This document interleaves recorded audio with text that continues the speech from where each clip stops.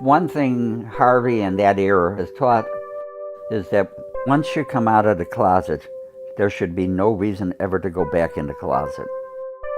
I'm content, but you shouldn't be content. It's your time to battle and go forth. I used to leave the house without knowing where I was going, and I didn't know where I was going until I got there.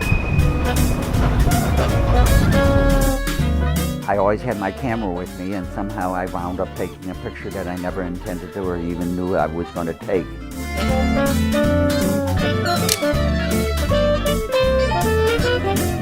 I know nothing about photography. Jerry Pritikin's life unfolds at the intersection of Addison and Halsted, streets in Chicago that are symbolic of the Cubs and the LGBT community. Pritikin is known for being Chicago's #1 Cubs fan, but what many people don't know is that Pritikin was at the front lines of the gay rights movement in San Francisco in the 70s, and he documented a huge part of it. When I was shooting back in the 70s, even the 60s, I never thought of it.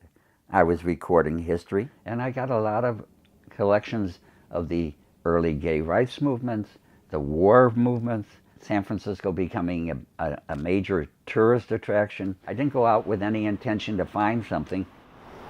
Did you ever hear of these guys? It found me or my camera.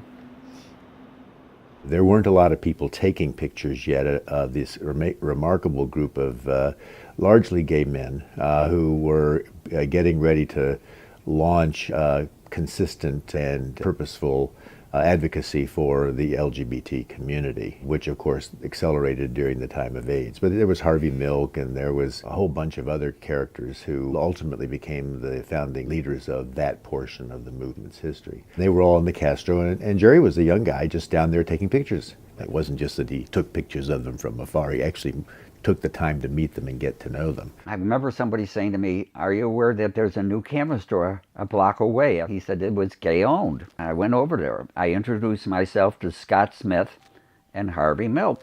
Harvey Milk, a gay rights activist who soon became one of the first openly gay politicians in the U.S. From that point in time, I usually bought all my film at Harvey's store or had it developed at Harvey's store. It was just not just gay people. They were very influential in the neighborhood. Although Pritikin exhibited his photos in a few galleries in the past, thousands of his photos still remain unseen in a small makeshift museum in Chicago. His apartment.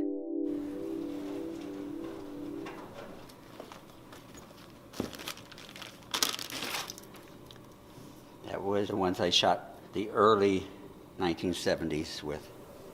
Whenever Pritikin looks at his camera, he remembers a time before the movement. It's hard to believe that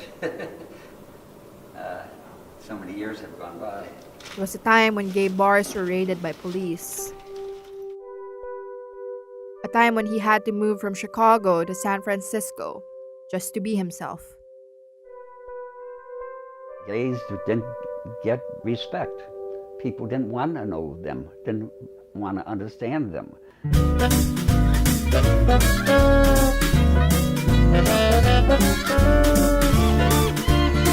So much has happened since the 70s.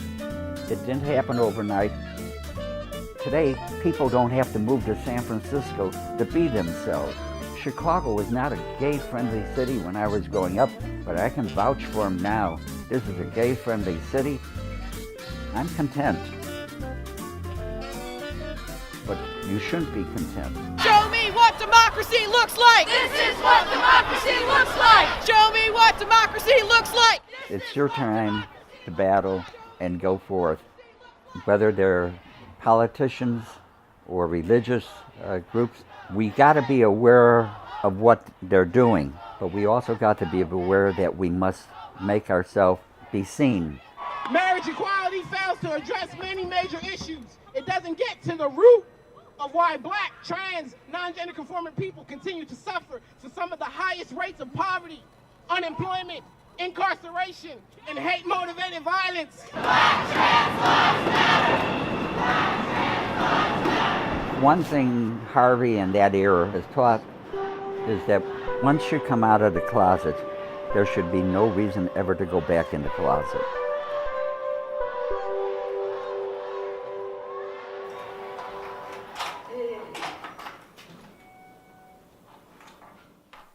As Pritikin arranges photos in his apartment, he does not think of selling them. I am looking for repositories because some of it is baseball, some of it is gay, some of it is politics. There's many different aspects, but I would like it to be seen and people who want to know about it could find it.